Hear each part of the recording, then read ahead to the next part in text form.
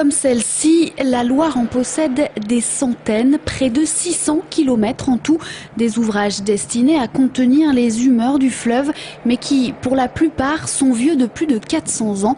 Lors de sa visite dans le Val-de-Loire, le député Christian Kert a constaté pas moins de 163 brèches.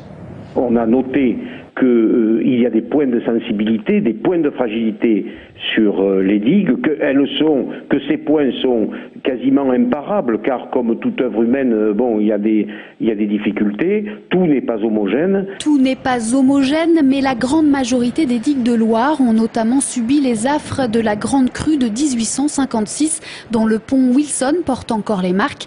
Aujourd'hui en Touraine, ce sont 150 000 personnes qui se retrouveraient les pieds dans l'eau si une telle crue se reproduisait.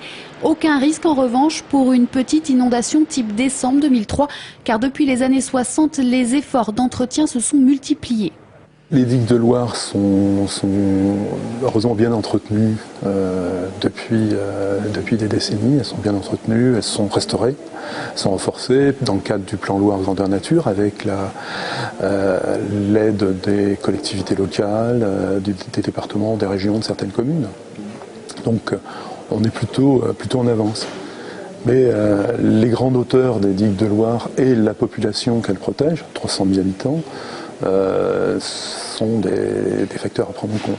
Attendu pour le début du mois de juin, le rapport du député Christian Kert dressera un bilan précis de la situation en Val-de-Loire. De nombreuses pistes visant à la sécurisation de la Loire devraient également être proposées.